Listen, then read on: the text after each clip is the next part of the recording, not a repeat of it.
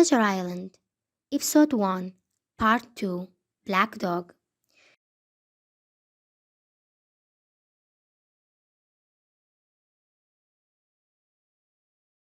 It was early one January morning, while the captain was out at the beach with his telescope, that the inn door opened, and a man stepped in who I had never seen before.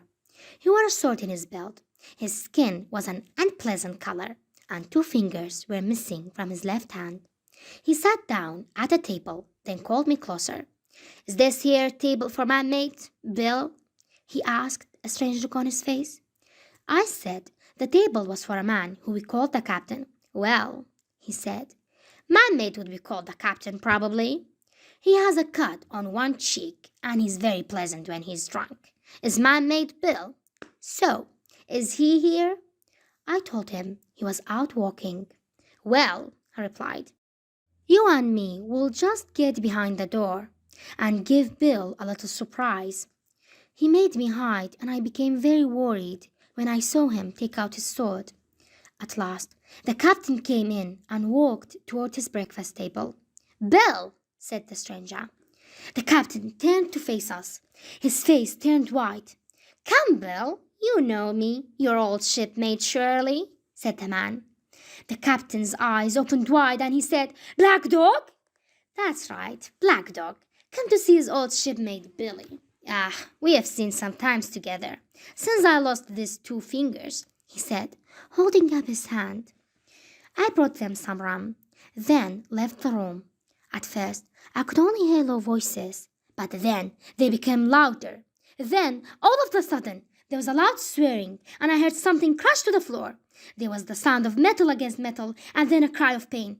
The next moment, I saw Black Dog running away, with the captain close behind. They were both carrying swords, and Black Dog had blood streaming from his shoulder. But Black Dog was faster than the captain, and he was soon outside and over the hill. The captain came back into the inn and said, "Jim, rum." But as he spoke, he started to fall against the wall. "Rum," he repeated. "I have to get away from here." I ran to get the rum. While I was in the next room, I heard a crash. I ran in and found him lying on the floor. The captain was breathing very loud and hard. His eyes were closed and his face was horrible color. My mother had now come downstairs, but we did not know what to do. At that moment, Dr. Livesey came in on his way to see my father. "He's made himself very ill with too much rum, but I'll do my best to save his life," said the doctor, when he had looked at him. The doctor pulled off the captain's shirt to start his walk, and I saw several tattoos on the captain's arm. They read, "Hare's Luck, A Fair Wind, and Billy Bones."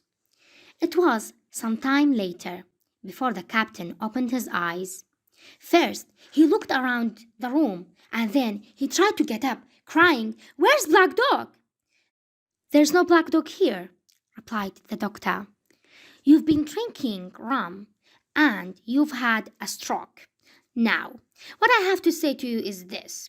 1 glass of rum won't kill you, but if you take one, you will take another, and if you don't stop, you will die. Come on now, I'll help you to your bed."